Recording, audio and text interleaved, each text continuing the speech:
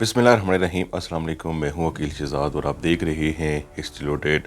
कोलिश ओरहान किस्त नंबर 9 का दूसरा ट्रेलर आ चुका है और दूसरे ट्रेलर में बहुत सी ऐसी बातें दिखाई गई जो इससे पहले हम आपको बता चुके हैं। अगर आप हमारे नाजरीन हैं और रेगुलर नाजरीन हैं तो आप कमेंट सेक्शन में बता सकते हैं कि ये बातें हम आपको पहले बता चुके हैं कि नहीं। लेकिन आज के हमारे मौज़ूआत कुछ इस तरह रहेंगे। क्या उस्मान बे की वफ़ात जल्द होने वाली है क्योंकि उन्होंने तारीख़ी वसीयत कर दी है।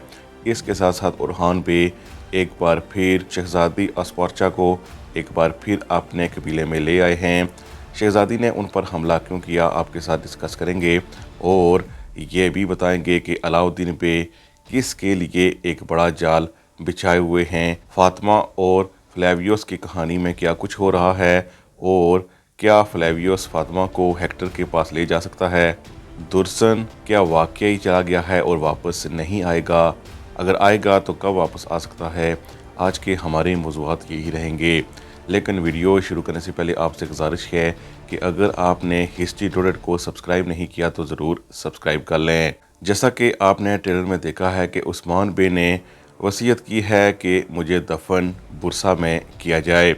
ये इस बात की निशानी तो हो सकती है कि उस्मान बे का किरदार जल्द ही ख़त्म हो जाएगा, लेकिन कब तक?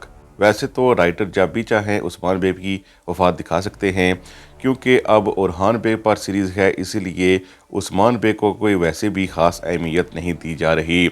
लेकिन तारीख़ी हवाले से अगर देखा जाए तो उस्मान बे की ये वसीयत थी कि उन्हें बुरसा में दफन किया जाए। तारीख़ में इस हवाले से भी दो बातें हैं कि उस्मान बे की वफ़ात पहले हो गई और उनको सगोत में ही दफन किया गया और फिर बाद में उनके जस्ते हाकी को ले जाया गया बुरसा में। लेकिन कुछ मौरखीन जिनको ज़्यादातर अच्छा जाना जाता है उनका कहना है कि उस्मान बे ने ये बात सुनी जब वो बिस्तरे मर्ग पे थे कि बुरसा फ़तह हो चुका है और उसके बाद उनकी वफ़ात हुई और फिर उनके जनाजे को ज़ाहिर है बुरसा में उनकी तदफीन की गई। और जो दूसरी बात है इसको ज़्यादातर मौरखीन मानते हैं और हम भी इसी को मानेंगे और ऐसा लगता है कि महमूद बुज़दाख भी तारीख़ी तौर पर उस्मान बे की वफ़ात वैसे ही दिखाना चाह रहे हैं। दूसरी तरफ फ्लेवियोस और हेक्टर अभी भी आपस में बातें कर रहे हैं। हमारा ख्याल था कि फ्लेवियोस ने यहाँ ओरहान बे की मदद की होगी। ओरहान बे की फ्लेवियोस ने मदद तो ज़रूर की है लेकिन ख़ुद सामने नहीं आई, यानी अपना राज फाश किए बगैर ही उन्होंने कोशिश की है कि ओरहान बे की जान बच जाए। यानी ओरहान बे के सिपाही लगता ऐसे है कि बर वक्त पहुँचे और उनको देखकर फ्लेवियोस रुक गया जो खुद रुकना चाहता था। अब हेक्टर उससे नई नई डिमांड कर रहा है। क्या फातिमा को वो ले जाएगा उसके पास?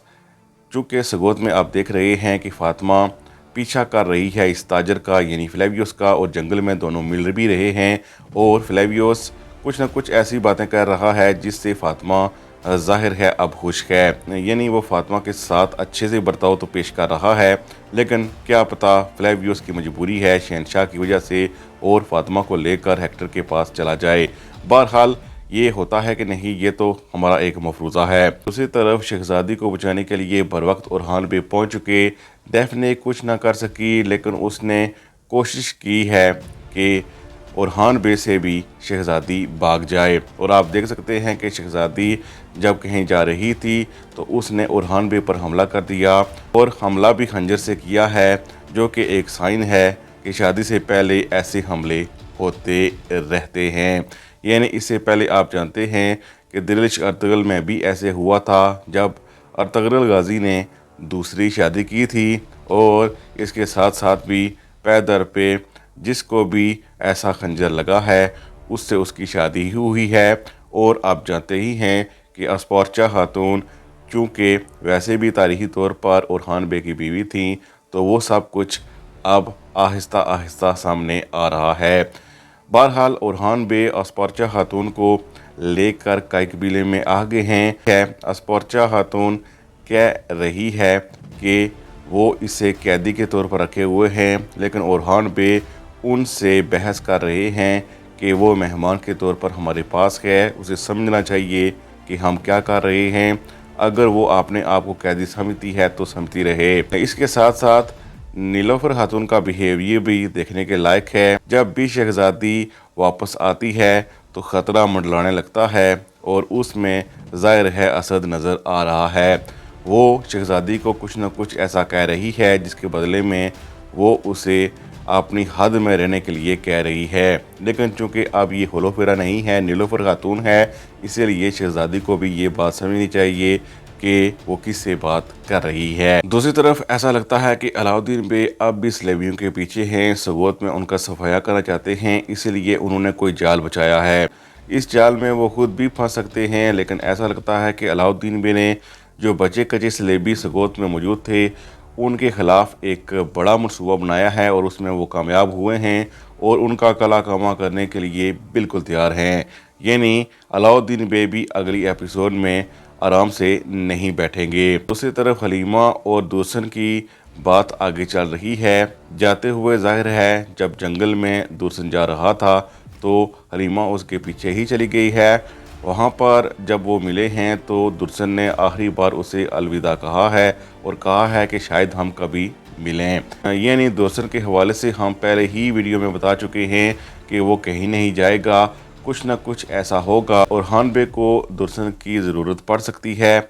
इसके साथ साथ हो सकता है कि हलीमा किसी भी मुसीबत में फंसे और दुर्सन की वापसी हो और फिर जाहिर है आप जानते ही हैं कि मलहन तो खिलाफ हैं लेकिन ओरहान बे दुर्सन के ख़िलाफ़ नहीं हैं।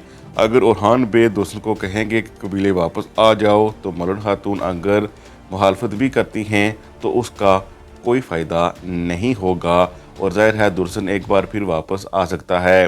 दूसरी बात यह है कि करासियों की तरफ से कोई ना कोई ओरहान बे के ख़िलाफ़ चीज़ हो लेकिन दुर्सन उनका साथ देने के बजाय ओरहान बे का साथ देने लगे तो और इसके साथ साथ ये भी ओरहान बे को बता दे कि वो कौन है तो ऐसी सूरत में भी वो एक बार फिर कबीले में आ सकता है।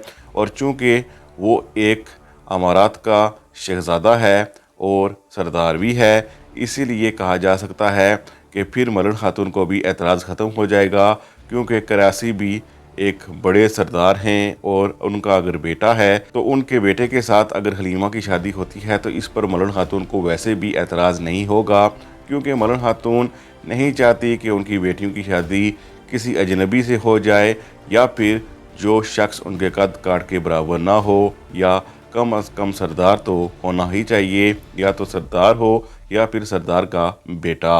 यानी मलहन खातून एक हवाले से ठीक ही सोचती हैं लेकिन चूँकि यहाँ मामला फ्लेवियोस और दूसरी तरफ दुर्सन का आ चुका है इसीलिए मलहन खातून काफ़ी परेशान दिखाई देती हैं।